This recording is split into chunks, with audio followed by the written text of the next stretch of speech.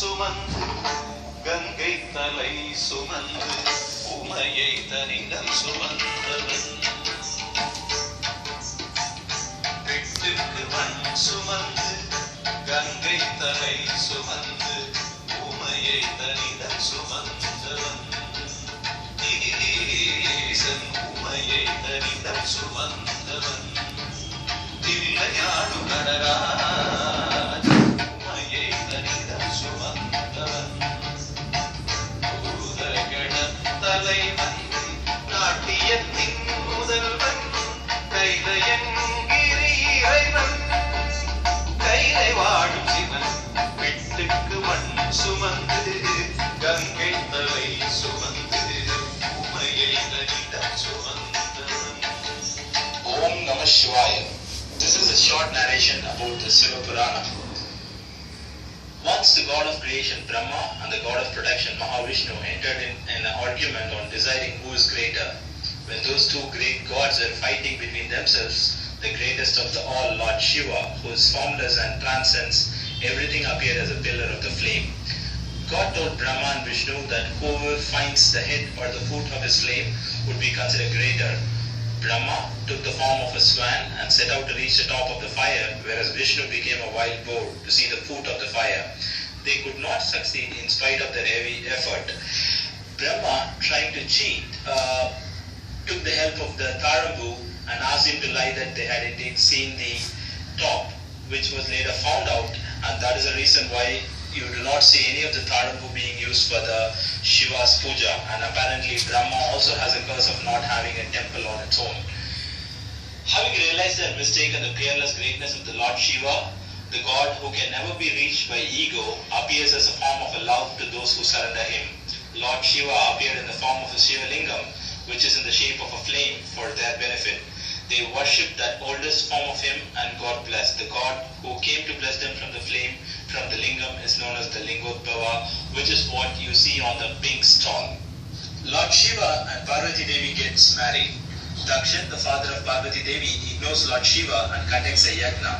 Parvati tries to convince Dakshin to invite Lord Shiva as he plays a main part in the yagna. Adamant Dakshin doesn't heed to that. Dejected Parvati returns back to Kailash to form a truce with Lord Shiva. An argument prompts up there as to there is no Shivam without Shakti. Lord uses his third eye and vanishes Parvati, and she surrenders. Ultimately, Shiva calms down and accepts Shakti as the other half, known as the Ardhanari.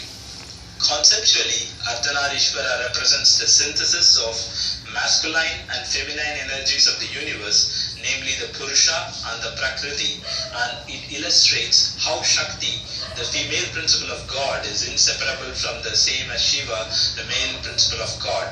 This is being explained in the yellow stall over the top.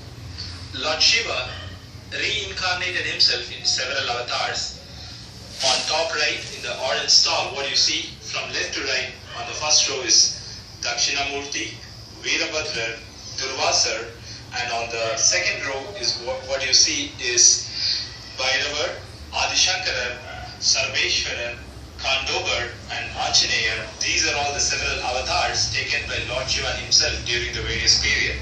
The dancing form of Lord Shiva is Nataraja. There are 5 sabhas where Nataraja has danced. From the left on the blue stall is Ponnambalam, Velliyambalam, Ratna Sabai, Thamira Sabai, and Chitra Sabai.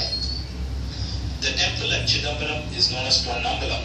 Adisesha wanted to see the dance of Lord and came to Chidambaram and worshipped the Lord as Patanjali Munivar along with another sage, Vyagrabhadar, to see his dance called the Udram Tandava stance. Here, Lord Shiva is worshipped in all the 3 forms, namely Arupa, which is called Chidambara Rahasyam, Arupa Rupa, Shiva Lingam, and Rupa Nataraja.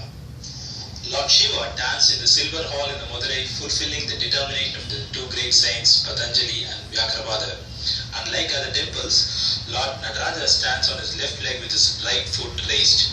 The Pandya king Rajashekharan, who ruled from Madurai, was a great devotee of Shiva and a dancer too. When he was trying to do the posture of Lord Nataraja, he found it very difficult and thought how painful it would be for the Nataraja to stand in that posture for centuries, and requested him to take rest and wanted to kill himself if the Lord would not heed to him.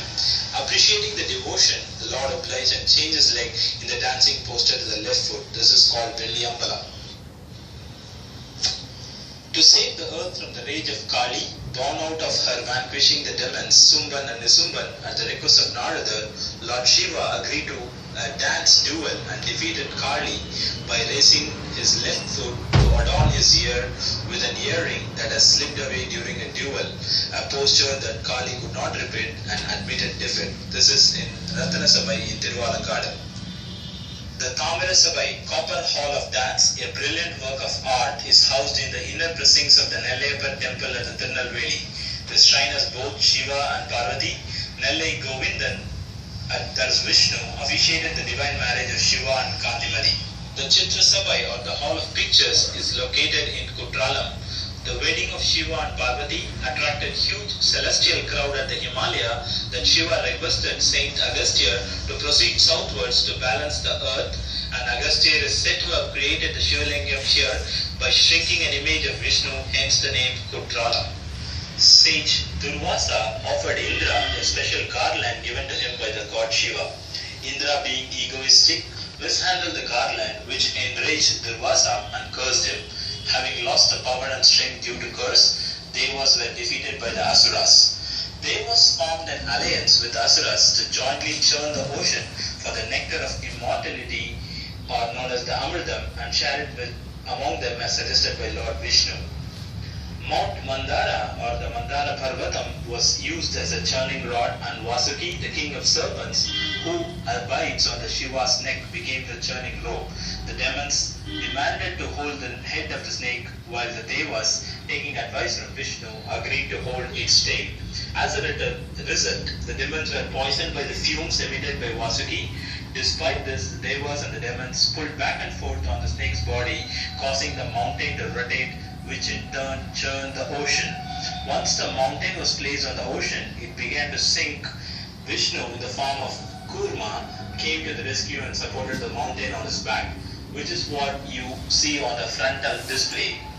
The churn of the ocean resulted in a number of ratnas being delivered, namely the earrings, the Airavat, the Apsaras, the Chandra, the Dhanvantri with Amrita, the Hala known as the poison, the Jesta, Kalpaka Vriksha, Kamadenu, Kaustava, Mahalakshmi, Parijadam tree, the Shanka, the Sharanga, and the divine horses, and along with the Varunan with the umbrella and Varuni.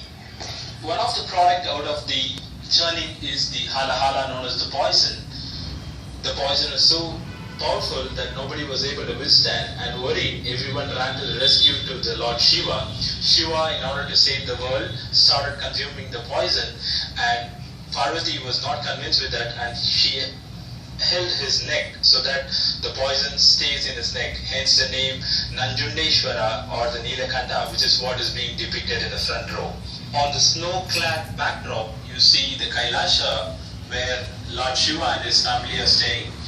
On his right, you see the Narada and the Rishis, and also on his left are the Bhutaganas, which is headed by the Nandigeshwarar, followed by various other Ganas who accompany Shiva all the time on the Kailasha.